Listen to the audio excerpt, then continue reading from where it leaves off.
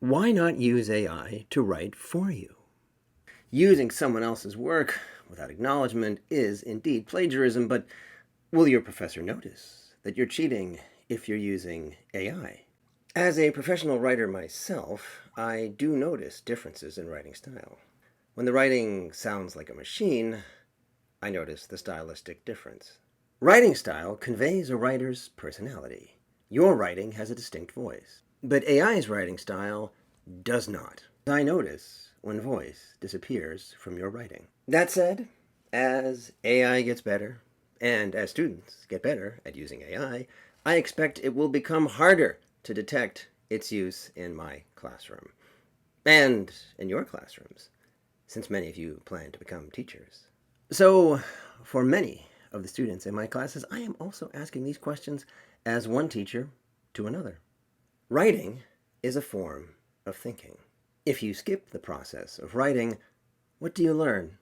In response to an obnoxious Gemini ad that suggests parents use AI to help their children write fan mail, Washington Post humor columnist Alexandra Petri abandons her usual humor to ask a serious question. Do you know what writing is? She answers, it is thinking in a form you can share with other people. It is a method for taking thoughts and images and stories out of your brain and putting them into someone else's brain. E.M. Forster quotes a woman saying, how can I tell what I think until I see what I say? To take away the ability to write for yourself is to take away the ability to think for yourself. She's right. Practicing writing also teaches you to write better. If you don't improve your writing, then my class is failing you. It's not meeting your needs as a student, as a citizen, as a future teacher, or future whatever work you pursue in life. So, right now, ChatGPT and other large language AI are free because they are using you to learn. Or to put this another way, when you use ChatGPT or other large language AI models, you are volunteering your time and knowledge to teach it. But these are not always going to be free. If you come to rely on these AI, how will you cope when you have to pay for it?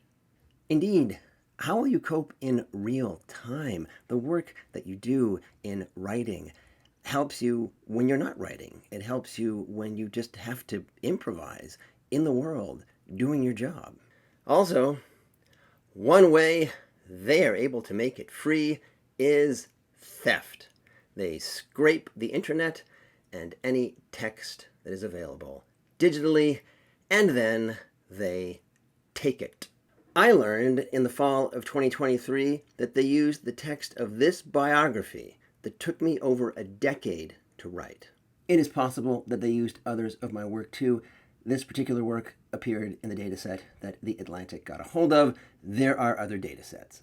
I didn't grant consent for my work to be used to train large language generative AI. So, are we comfortable using a product that is built on the theft of others' work? That's a moral question. And here's another moral question for you. AI uses as much energy as a small country. OpenAI's GPT-3, for example, uses nearly 1,300 megawatt hours of electricity, which is equivalent to the annual consumption of about 130 U.S. homes. The International Energy Agency estimates that if ChatGPT were integrated into the 9 billion searches done each day, the electricity demand would increase by 10 terawatt hours a year. And that is equivalent to the amount consumed by about 1.5 million European Union residents.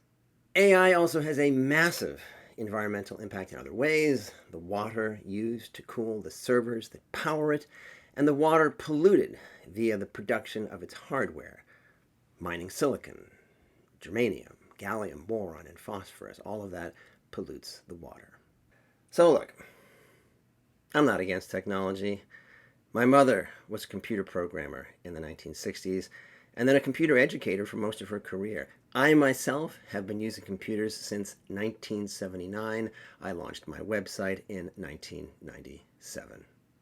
And I realize that AI is here.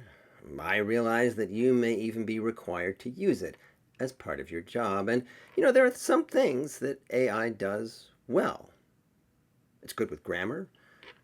I've read that it's been really good doing things like, fitting information to real estate listings. But AI is not good at thinking. It can imitate, borrow from others, often borrowing without attribution, which, of course, is plagiarism.